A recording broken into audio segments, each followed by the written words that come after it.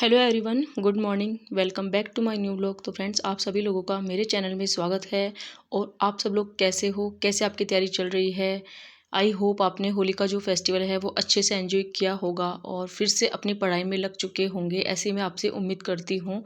और अगर आप लोग ऐसा नहीं भी कर रहे हो तो बस होली का जो फेस्टिवल है वो हो चुका है, हमने अच्छे से मना लिया है। अब जो है हमें फिर से कॉन्सेंट्रेट, एक कंसिस्टेंसी के साथ में हमें पढ़ने की ज़रूरत है। तो बस फिर से मतलब अभी ऐसा माहौल है कि जैसे ही हम कोई फेस्टिवल मनाते हैं तो एक दो दिन जो है वो आलस सा आता है।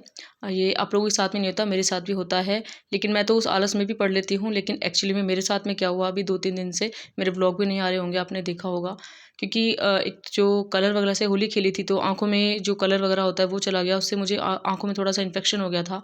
तो जैसे मैं बुक को देख रही थी मुझे बार-बार आँसू आ रहे थे आँखों में, तो मुझसे पढ़ाई नहीं हो पा रही थी। और दूसरी बात ये है कि जो मेरी स्किन है वो बहुत ज़्यादा सेंसिटिव है, मतलब बहुत ज़्यादा ड्राई है। और मुझे बिल्कुल भी पता नहीं था कि कलर खेलने के बाद में मतलब स्किन जो है बहुत ज़्यादा मुझे दिक्कत होने वाली है। तो फेस पे एलर्जी टाइप का सा हो गया है, तो मुझे एलर्जी वाले डॉक्टर के भी जाना पड़ा था दवाई लेने के लिए।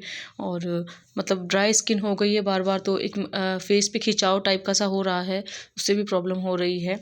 अब थोड़ा मैं बेटर फील कर रही हूँ, इसलिए मैंने आज अपना व्लॉग शुरू किया है। तो फ्रेंड्स, फाइनली बिल्कुल आप जो है अपनी तैयारी में लग चुके होंगे, ऐसी मैं आपसे उम्मीद करती हूँ। और पूरी कंसिस्टेंसी के साथ में अब हमें पढ़ाई करनी है।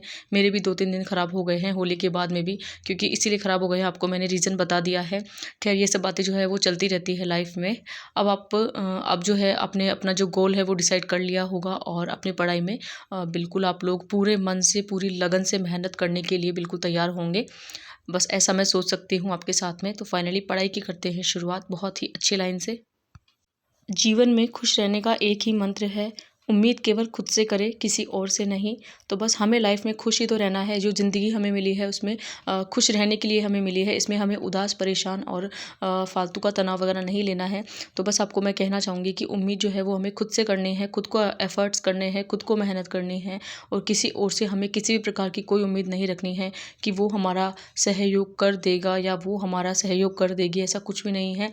हमें किसी के सहारे नहीं जीना है, बल्कि अपने पैरों पर खड़ा होकर हमें जो है लाइफ में आगे बढ़ना है।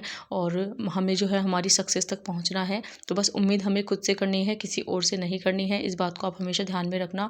और अभी जो टाइम चल रहा है, जैसे कि आज हो चुकी है 17 मार्च हो चुकी है आज। तो 17 मार्च का ये व्लॉग है जो मैं आज एडिट कर रही हूँ। तो बस आपको मैं कहना चाहूँगी, अभी जो है मेरा भी थोड़ा पढ़ाई का शेड्यूल थोड़ा-सा बिगड़ गया है। वो इसलिए कि कोई फेस्टिवल होता है तो एक तो हमें क्या थकान वगैरह हो जाती है, वो भी चलता ही है, क्योंकि हम अच्छे से एन्जॉय करते हैं। इधर-उधर भाग-दौड़ सी लाइफ हो जाती है 1-2 दिन। तो बस उसी में घर का काम वगैरह, सफाई वगैरह, इन सब बातों के साथ ही हमें 1-2 दिन का रेस्ट लेना बनता है। क्योंकि फ्रेंड्स, हम फेस्टिवल मना लेते हैं, लेकिन जब हम रेस्ट नहीं कर पाते हैं ना, तो कहीं न कहीं जो पढ़ाई है वो कहीं न कहीं हमारे वो जो स्ट्रेस होता है, वो जो थकान होती है, हमारी पढ़ाई के बीच में बाधा बनती है, रुकावट बनती है। इससे अच्छा है कि उस बाधा व रुकावट को दूर करने के लिए हमें आराम से 1 दिन का चाहे हमें गैप ले लें, लेकिन रेस्ट अच्छे से कर लेना है। तो फ्रेंड्स, वो कहते हैं ना कि हिम्मत ना हार, चाहे मंजिल कितनी ही दूर क्यों ना हो।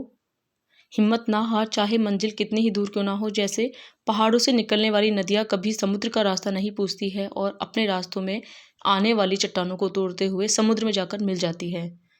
तो बिल्कुल यही हमें करना है, कितनी भी रास्ते में रुकावटें आए, बाधाएँ आएँ, कैसी भी परिस्थिति हो, अब हमें हमारी कंसिस्टेंसी के साथ में पढ़ाई में लग जाना है। और अब 2 फेस्टिवल और आएँगे, शीतलाष्टमी और जिसे कहते हैं गणगौर और नवरात्रि। ये 2-3 फेस्टिवल हैं। तो हमें अच्छे से फेस्टिवल का भी ध्यान रखना है और अपनी पढ़ाई का भी ध्यान रखना है। तो मेरे साथ तो क्या होता है, थोड़ा फ़ास्ट वगैरह करती हूँ, पढ़ाई नहीं होती है, लेकिन मैं जो है पूरे 9 नवरात्रि करती हूँ शुरू से। तो बस नवरात्रि तो मैं 9 ही करूँगी, और गणगौर का फेस्टिवल और बाकी शीतलाष्टमी है, उस दिन एक दिन हमारा और आप कम कर दीजिए। बाकी डेली टारगेट बनाकर पढ़ना शुरू कर दीजिए और डेली चैलेंज लीजिए खुद से कि आज का जो दिन है मैंने ये टारगेट बनाया है, आज का दिन मैंने ये टॉपिक क्लियर किए हैं। तो बस इस तरह से डेली हमें टारगेट बनाने हैं। और मेरा तो अलग ही सीन रहता है कि मैं मैं 8-8 10-10 दिन तक है ना ऐसे चाहती हूँ कि एक बुक अच्छे से कवर कर लूँ। तो सबका अलग-अलग होता है सीन पढ़ने का, सबका अलग-अलग व्यक्तित्व होता है। वो कहते हैं ना किसी को दिन में पढ़ना अच्छा लगता है, किसी को रात में पढ़ना अच्छा लगता है और किसी को मॉर्निंग में बहुत ही सुबह जल्दी उठ के पढ़ना अच्छा लगता है। तो सबकी अलग-अलग थिंकिंग होती है। लेकिन बस मेरा यही कहना है कि जिसको जिस भी टाइम पढ़ना अच्छा लगता है, अब हमें पढ़ना शुरू कर देना है, क्योंकि एग्ज़ाम जो है वो सिर पर है। और मैंने जो भी ईओआरओ का एग्ज़ाम मतलब दिया था उस टाइम, पहले वो रद्द हो गया था। उस टाइम मैंने तैयारी की थी, इस बार मैंने तैयारी नहीं की है, लेकिन फिर भी मैं पॉलिटी के कुछ क्वेश्चंस वगैरह, टॉपिक वगैरह देखना चाहूँगी। तो फ्रेंड्स फाइनली ये है करंट की बुक आपको मैं बता रही हूँ, जो हम करंट जो है वो हमें डेली पढ़ना है, चाहे 10 पेज पढ़ो या 15 पेज, लेकिन डेली हमें करंट पढ़ते रहना है।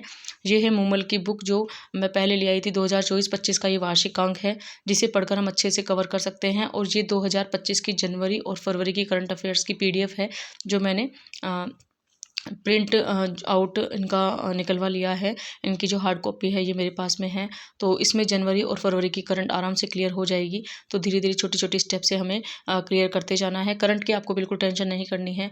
हर एक मंथ की मूमल आती है, वो भी हमें पढ़ लेनी है, या क्रोनोलॉजी आती है, या फिर अब जैसे ये कपिल सर है, इनसे यहाँ से मैंने टेलीग्राम जॉइन कर रखा है, तो यहाँ से मैंने पीडीएफ जो थी वो डाउनलोड की थी और इनके प्रिंट मंगवा लिए हैं। तो इस तरह से जनवरी फरवरी का जो करंट है वो इस तरह से तैयार हो जाएगा। बाकी फ्रेंड्स आप लोग बिल्कुल अच्छे से अपनी तैयारी कर सकते हैं। तो करंट को लेके कोई भी टेंशन करने की अब आपको ज़रूरत नहीं है। धीरे-धीरे करंट जो होता है वो ऐसा होता है कि हमें पढ़ने में इंटरेस्ट बढ़ाता है थोड़ा-सा। Thanks for watching.